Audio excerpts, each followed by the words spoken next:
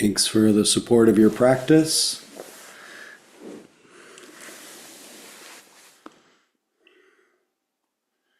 It'll be interesting to see what's happening with you, how much it influenced my thoughts during the sitting. I have a feeling that we were influencing one another, but we'll find out. As we do most Tuesdays, love to check in while your practice is fresh. Any questions that might have come up about practice, about any of the instructions, anything that you noticed, any topics that emerged, just feel free and know that your comment or question will likely be of some use or support to someone else. So if there's something, we'd love to hear it. And I'd love to hear it. And feel free to use the raised hand function or put your hand up and I'll hopefully either Howie G or I will see you. Well, there's a bunch of folks unmuting right now. Oh, well, put Lisa, Trisha. Okay. We'll start with Lisa and then Trisha in Hi, that order. Howie. Hi, Lisa. Welcome. My question is about sitting with difficult feelings, or like that manifest as like stress in the body. So unpleasant feelings Very in the body. unpleasant. I mean, I'm not, I don't think I'm trying to fix it or change it. But I noticed yesterday I had like a really stressful day at work that I was feeling lots of like disappointment and anger. And so I sat down and I was kind of like, why am I sitting down to feel this? But, Mhm. to pay attention to this because it was so strong. Um, and yeah, I guess that's my question. Well, why do I want to sit with something so unpleasant? Well, it turns out that trying to get away from it actually Makes it worse. increases it. Yeah. Yeah. Distracting ourselves ends up showing up somewhere else. What you resist persists, and in fact, it makes us less capable of facing those things that we can't get away from, that we can't even distract ourselves from, which happens from time to time. And the more practice that we have at turning toward whatever we're experiencing, the more capacity we have to meet things in our life, and our mind becomes a lot less reactive. So we don't compound our stress by reactivity. We turn it into compassion, we turn it into equanimity, into really wholesome qualities that come from it. But initially, it's not easy to sit with things that are unpleasant. But it turns out that if you do, actually the unpleasant feelings tend to ease when they're welcomed, and they tend to increase when they're not welcomed. So there is an art to making space for the uncomfortable feelings. And you do really, and you are already looking for this, but you really do want to catch that quality in your mind that wants that to go away, because that's just aversion, and that's a kind of tension that's being brought to what's already uncomfortable. And you've heard the teaching on this, on the stress is the first arrow, and then we shoot a second arrow at it in resisting it. So let's stick with the one arrow. Let it be the cause of compassion, equanimity, and then recognize that whatever we're experiencing is really, if you're really right there with it, you'll see that it's not monolithic and solid. It will move and change. But while we're asking, why am I going to be with that? You're actually locking it in. So turn toward it, become interested in it, become caring about it, and then see what happens. And I have a feeling you might notice not only that stress, but you may notice how much the habit is of not wanting it to be there. And that will also be included in your attention and welcomed. Because it's all Thank you. conditioned, it's not personal, it's not yours, it's not you, it's just stress. Thanks for And the reminder. good luck. We're all in this together, though. Just not that you are common, but it is a common theme about how stressed many, many, many, many, many people feel a lot these days. Tricia, please feel free. Hi, Howie. Um, Welcome. wow, it was a wild ride tonight. Interesting. Just all over the place, but I kept coming back, and didn't beat myself up, just came back, and then, I'd be gone again. Sometimes it was dream states, sometimes it was just past, future planning. I'd label it, come back. Well, those were, And you were already back when you were noticing those things. yeah, yeah. And so it was a good experience. I kept imagining too, like my eyes were gazed upward, which kind of helped keep me awake because Mm, I'm just a tired old lady at the end of my day. that's all you And, are. and so I kept like imagining my eyes, even though they were closed, looking up and towards the sky. And that helped keep me a little brighter, looking for the clear sky between Mm, my thought clouds. But I mm, wanted just to request. Um, I noticed right at the end when you hit the bell, poof, it was like my mind just woke up, was clear, was there, and that sound of the bell, and I just thought, oh, wouldn't it be nice if we just I appreciate your thoughts and your words throughout the meditation, but maybe someday just dinging the bell and just having that bring us all back. Maybe no, it would be lovely. great idea. I can also do a whole gong meditation, which I have done many Tuesday nights, but not for a while. So it's interesting that you're mentioning this because the theme in my own mind tonight was the sky-like nature of the mind, the space, making space, which is what talked to Lisa about a little bit. Mhm. And it sounds like you were already practicing with that metaphor in as a way of staying awake, as a way of making room for whatever you were experiencing. So all good. Thank you. Thank you. Anyone else?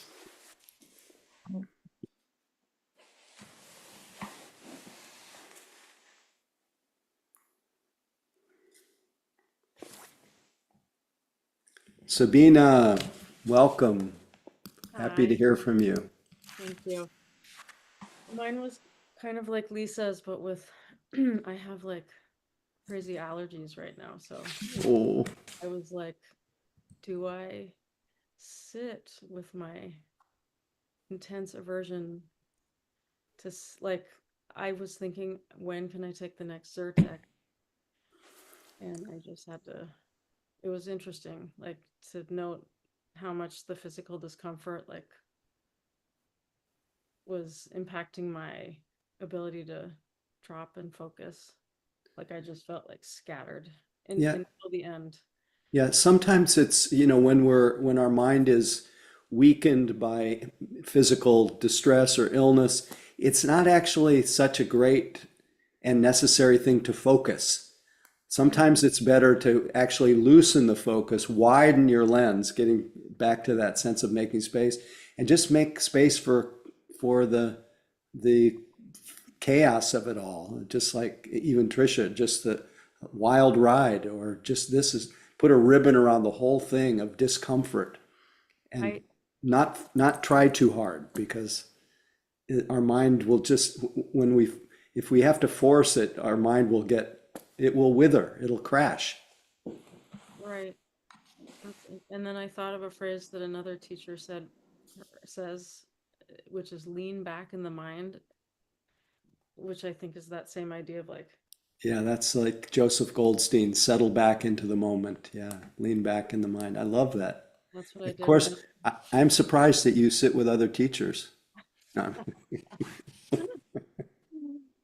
I'm teasing, Thank as you you. know.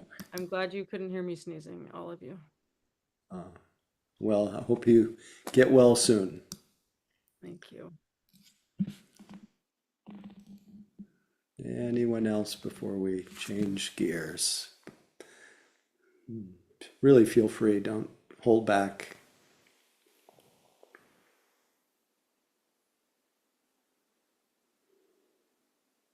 Okay, Stephen, last but not least, welcome. You have to unmute. I just feel like I'm Whoa, whoa, whoa, sorry. Let's hang on a second. I have to turn down the sound. Yeah, go ahead, Stephen. thank you. Thank you, Howie. I just feel like I got too many pies in the pot, so to speak. And I'm not So sure. they all show up while you're sitting, your to-do list, and Yeah, I think I got too many pies. And I think it's more than I want to cut out some of my pies. That's it. great, great. Glad for you to broadcast, to, to say your intention in front of everyone. I'll make you do it, All right, thank hopefully. you. Yeah, we have lots of irons in the fire. Often it's out of a love for ourselves. It's a way of soothing. It's a way of giving our lives a certain kind of meaning, or it could be for distraction. It can be for many reasons. We have a lot we have too many irons in the fire. And we do it all out of care, but we don't often recognize, sometimes until we stop, how much our busyness creates stress in the hearts and minds and bodies. And so it's great.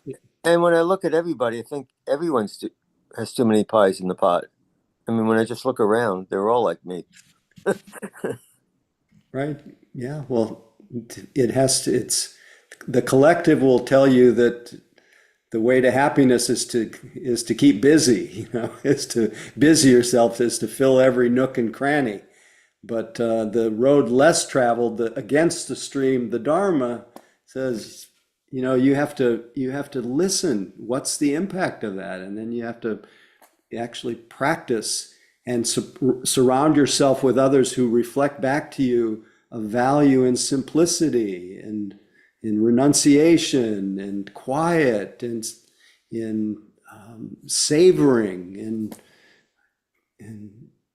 one moment at a time, and making sure you stop and smell the flowers and taste the food. I want to I want to focus on the spiritual. There you go. Beautiful. You go. Thank you, Howie. Thank you. Mary, last but not least. I just wanted to say what came up for me was thinking about the monk's walk.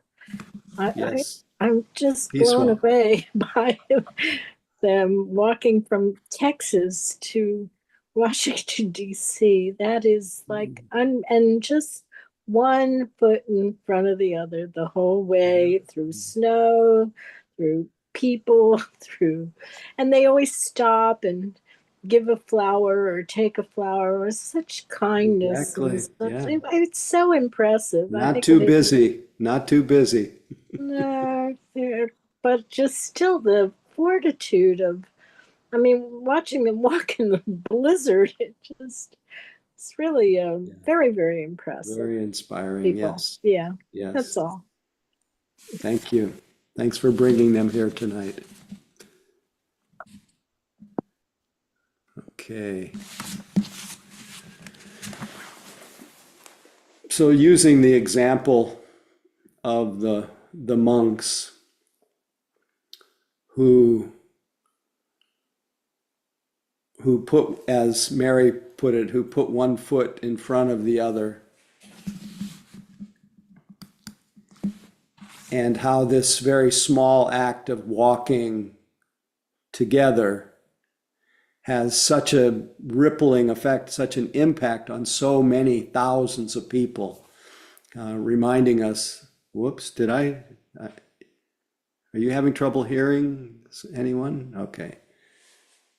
I have to kind of regroup here. Yeah, reminding us that, let me start over. During the sitting tonight, I'll circle around and we'll see if I get back to it. But during the sitting tonight, as is often true on a Tuesday night, I have a certain plan, or I've been thinking about something, but then what comes into my mind, what intrudes, ends up being something that feels like I really want to share it. And tonight I had the words of, first I had the words of Kalu Rinpoche, a wonderful Tibetan master who I got to hang out with a little bit back in the 1980s, who kind of blew my mind, who is probably the most luminous being I'd ever been around. It was so clear, the lights were on, but there was nobody. He was so empty, and just radiated so much love and clarity. But he's famous for many things, many lines. One being, "You are the Buddha," that he would say. And why don't you see this? Because of the thought that you have over and over that you're not the Buddha, that you're this separate individual, separative sense of I. He says, but if you can see through this illusion of separateness, even for one moment, that you can refer to it again and again, to this ever-present wakefulness and clarity. But the line he's most famous for is the one that popped up in my mind during the sitting, where he said, "You live in illusion and the appearance of things. There is a reality, and you are that reality. And when you understand this, you will see that you are nothing. But being nothing, you are everything. That is all." And that sounds, maybe that particular teaching sounds, whenever people hear I'm nothing, but he says, but being nothing, you are everything. And that previous line where he says, if you can see through that illusion of separative self, you will see through the illusion, you will see that you are everything. That is all. And then the slightly more poetic version of this from the teacher named Sri Nisargadatta Maharaj, where he said, love tells me I'm everything. Wisdom tells me I'm nothing. Between the two, my life flows.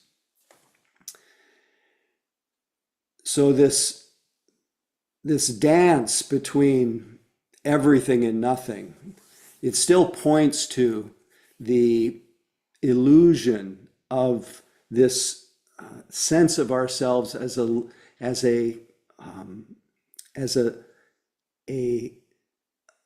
separate point that's apart from the flow of everything else.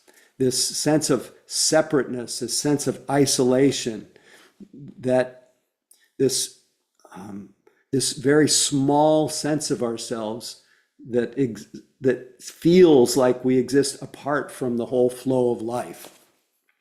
That particular illusion that is reinforced by the habits of mind, and especially by our thoughts. This illusion has, if one is to get back to Stephen, wants to emphasize the spiritual, this separative self has to be seen for what it is. It has to be seen and understood as a kind of conceptual overlay, an optical delusion of consciousness that is shared by all individuals who tend to live within the same optical delusion. It's shared, but nevertheless, it is equally for everyone a mark of confusion, of what the Buddha called avidya, or ignorance, a certain confusion about what and who we actually are. And in this confusion about what and who we are keeps us in spinning around in what's called a samsaric loop, in a loop of our own imagination. Our mind keeps our mind shrunk into a small sense of being stuck between our ears, and prevents us from actually sensing what our mind, our heart actually is, which is everything. It's nothing and everything. And it is, as they talk about in the Tibetan tradition, your own mind, the very mind through which you're perceiving, is really sky-like, vacuous.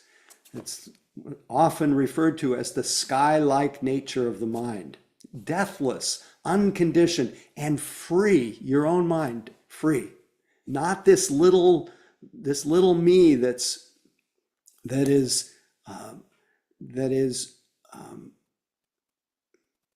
is flawed, lacking, insufficient, wrong, not enough, whatever it is. All of that is a kind of optical delusion. It's a story of ourselves that we came to very innocently and honestly because we adopted certain views, certain impressions, and it culled together into this little internal narrative that gets repeated over and over, that I'm so and so, and that I'm just bound and limited to the historical sense of myself. It's bound and limited to my gender, my sexual orientation, my cultural orientation, my education, my wealth, so many different identities, but it gets culled together into this view that somehow I am this just limited to this separate individuality. So all of the teachings, all the different skillful means that are offered are in some way both very sweet and tender, but also cutting and clear ways of melting away, seeing through this illusion of self, seeing through the illusion of other. And one of the ways that we shrink ourselves, our grand nature, into this sense of smallness is just, it's something that's just part of being a person, is that we tend to be very partial in the way that we love. We tend to love mostly sentimentally the people who are nearest and dearest to us. We love who look like people who look like us. We love people who act like, think like us. And in a way, this is very natural, it's very conditioned, but it deprives us of having what is our capacity, is to have this impartial love, what's called the Brahma Vihara, the immeasurable quality of the heart, the equal goodwill, loving kindness toward all beings, and which is something that people are getting in touch with right now, there's such an outcry about the way that some human beings are being treated without dignity, without due process, without love. And it touches something in us so profoundly deep, because all of us know in our heart of hearts that we don't exist apart from each other, that we all have this capacity for love, and all need love. And we all need dignity. We all need to be treated equally. And so we know it in our hearts when the sense of affection, the sense of dignity, the sense of fairness is partial. It's given to some and not to others. And so we find it through the training of loving kindness. We melt away our separateness. And really, if you look at the teaching on the three, this isn't shared as much in the common Dharma talks, but the three pillars of the Dharma. You kind of have to weed your way into the suttas a little bit, but there's three pillars of the Dharma. And one way is they're all about the training of the heart for liberation. But if you look at it from another way, it's all about training ourselves to melt away the separative self, to open our hearts to this world and give to this world all of our beauty, not just a kind of partial affection. And the three pillars of the Dharma are what? The first one is dana, first teaching that the Buddha offered to lay people like us. Dana, the foundation. Before he ever taught meditation, he taught dana, generosity, the melting of the heart, the widening of the heart by practicing this habit of giving whenever we feel that impulse to be generous with our time, to be generous with our resources, to be generous with a smile. I think I told the story last week about how just meeting someone at Spirit Rock 6 years ago and acknowledging that person and acknowledging what I was just commenting on, that I was enjoying her state of mind, but just the fact that she felt seen. 6 years later, she said it brought her back to a retreat at Spirit Rock. This kind of just the generosity of spirit, generosity of our resources. Whenever we feel the impulse to be generous, this is one of the ways that we melt away our separateness. This sense of fear and isolation and lack that often marks the sense of our individuality. Not enough. So we practice generosity. So that's the first pillar of the Dharma. Second pillar of the Dharma, sila. Sila is conduct, ethics, morality. It's the reminder that everything we think, everything we say, everything we do doesn't exist in a vacuum. It impacts ourselves and impacts the world around us. So it's reminding us again to have that view, have that wide view that isn't just limited to me and mine, but what is the impact of what I'm saying to this person? Am I telling the truth? Am I saying what's useful? Am I saying what's beneficial? Am I saying what's harmonious? And when I take some intoxicant, am I creating a kind of confusion in my mind? And am I creating the conditions where I might be harmful in my actions because my mind is intoxicated with drugs or alcohol? That's one of the considerations. Am I respecting other people's property when I'm feeding my wanting mind? Am I respecting the planet when I feed my wanting mind? So inviting us to practice every day, melting away our separateness by practicing simplicity, practicing caring for our resources, traditionally not taking what's not offered.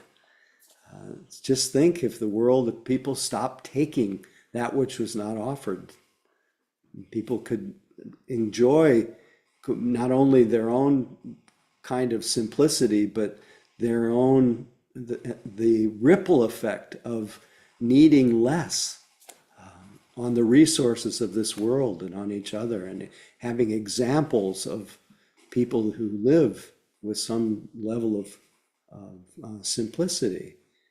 This world that seems like as that one advertisement, to be one with everything, you have to have one of everything. And that's kind of the advertisements of our day.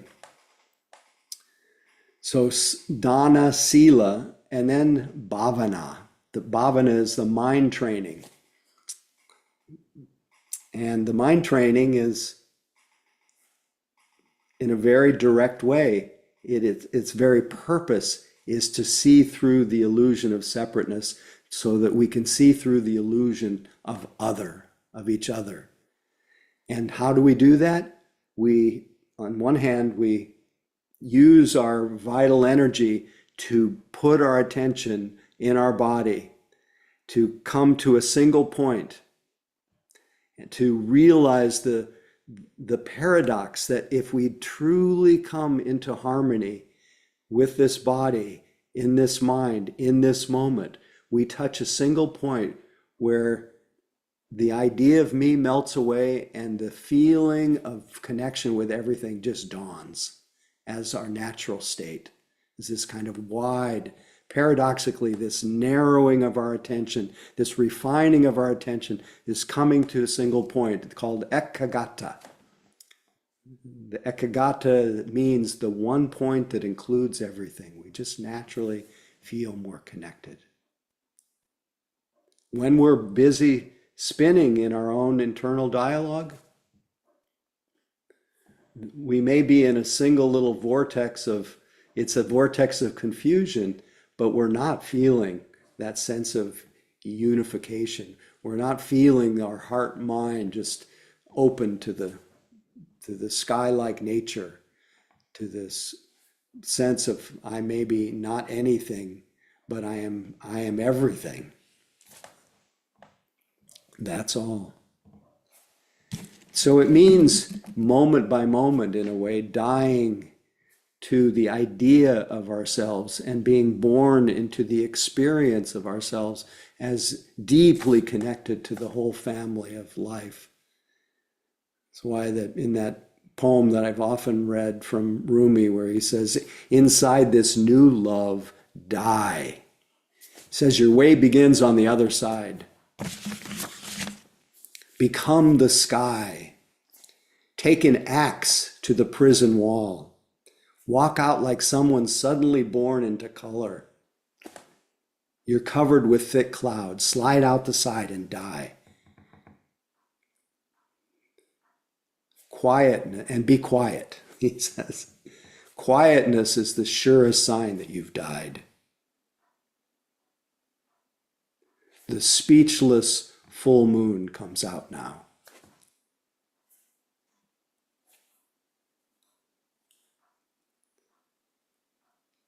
So when we come out of the tangle of me thinking, I thinking, my thinking, and we live in silence for a moment and not give rise to a single thought for a moment,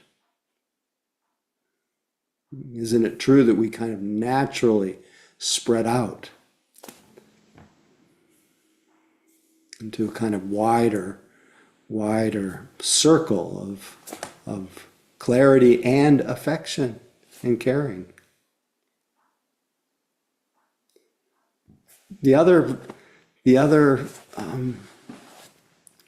great sorrow, in a way, of being caught up in our own internal world is that we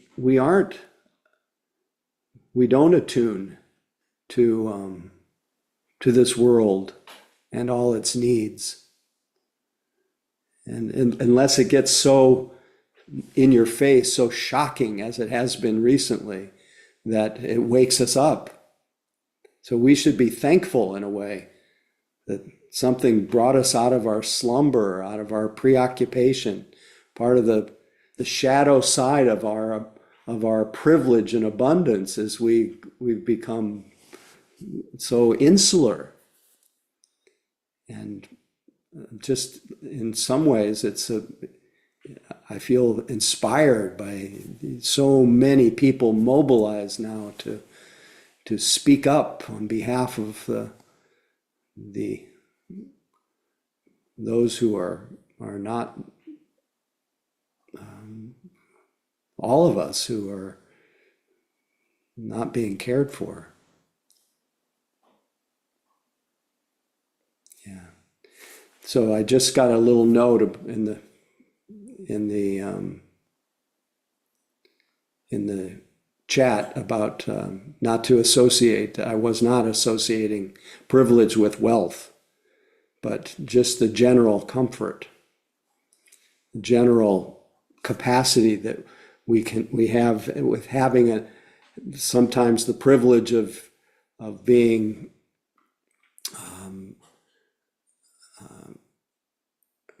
maybe perhaps citizens, the privilege of having education, the privilege of, and sometimes having resources, having time, having space. There's so many different kinds of privilege. We should never take it for granted. And we have to, in a way, look, is our own situation the cause of more isolation, or is it really allowing us to open to our shared humanity? So, don't need to say more about that, except we want to, in our practice, this is all the last thing I'll say, we want to really be attuned to how it is that, since this sky-like nature of the mind is, in a way, our natural mind, our original mind, is open, spacious, and very heartful. And if this is true, and first we want to discover if it's true, but if it's true, then it's also what also is necessary is that we see what are the ways that this natural or original mind becomes shrunk. It tends to be shrunk when we live primarily in our thought bubbles, when we live primarily in our orientation toward the future, which makes our mind very narrow and causes us to forget that time is only and always right now, that there really is no future except an idea. And when we're in that idea, our mind becomes very tunnel vision toward a future that never seems to arrive. So other ways that we shrink this grand nature of each of our hearts is being pissed off all the time. So when we're doing our action, we have to do it with all the love in our hearts. We have to love those who are, even those who are the perpetrators. We have to wish them well, wish them to be free of ignorance. Because otherwise we just become part of an angry mob. And we're still just as separate and cut off from the flow of life in our imagination as we were when we were being less active or involved. So greed in the mind, getting caught in the wanting mind and waiting and hoping for that future that never arrives, being in a state of ill will and aversion.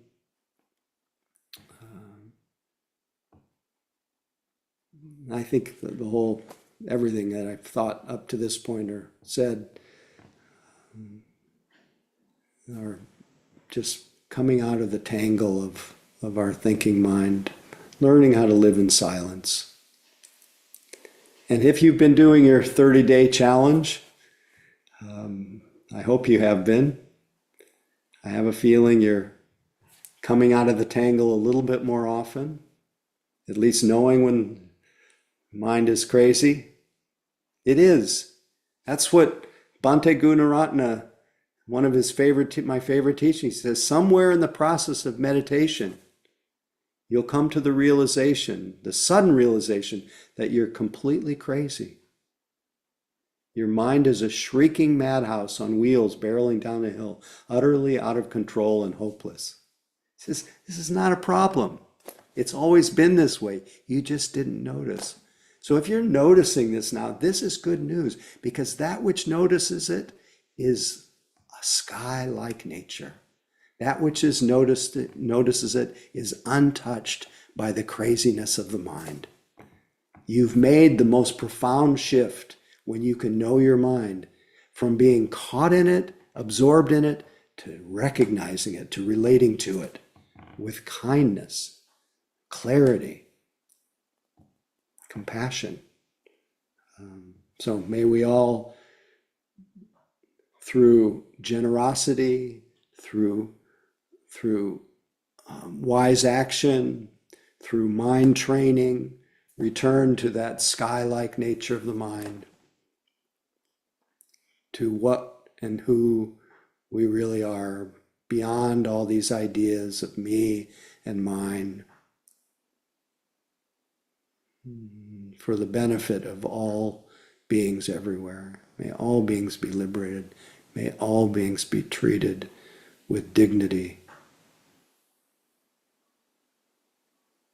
May all beings have their humanity deeply cared for.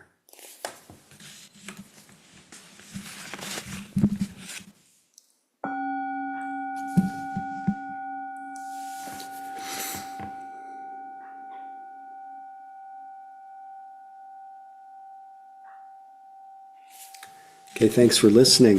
Howie G, you got any quick announcements before everybody takes off? Quick. Thanks Yeah, for sticking quick. around, everyone. Everyone, take a look at the chat. I've put two things in the chat. One is about Donna, and I see some new faces, so I'll take just a second to just remind you what Howie was saying, that Donna is really fundamental to our practice. And insofar as exercising it, it's a one wonderful way is to help support this very sangha. There are ways to do it listed. You could send money to one of these things. Donna is, it means generosity, and it is a great way to support Howie, the other teachers here, and to keep this sangha going for 40 years, I think, 40 or ish. So thank you in advance for that. Also, there's another posting. You may have seen it in the email. Real quick, we have been experimenting with this time that starts at the half hour. Earlier, we used to start a half hour later, but now it's at wherever time zone you're in, whatever it is, 30.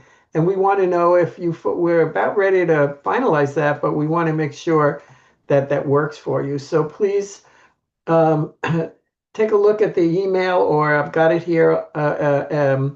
I've got a way for you to respond. Let us know what you feel about the start time. And thank you in advance for both of those things. I think that's it, Howie. Thank you, Howie G, and thank you all for being here. Please feel free to unmute and say good night. Love being with you, and thanks for letting me kind of muck around in the sky-like nature of the mind. Good night. Thank you. Good Thanks, night. everyone. Good Thank night. you. Good Love night. you. Everybody. Thanks. Good Howie. night. Night. Sweet dreams, everyone. Good night. Good Great night, all. week. Good night. Thank you. Good night. Thank you. Thank you. Thank you. Good night.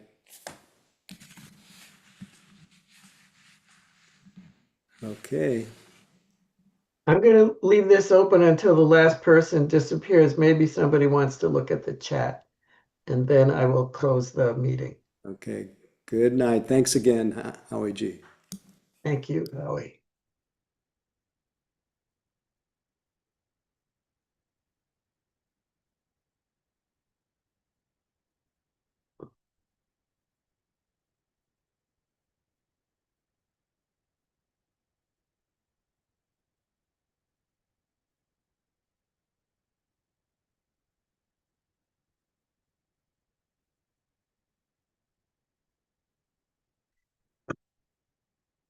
Rosanna Donna.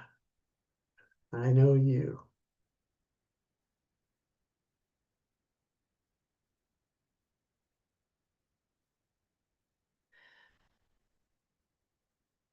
So folks, if you're new and don't know how to sign off, it's usually at the bottom right. There's a little thing that says leave or end or something like that. How about if I give you guys about another 30 seconds and then I will end this.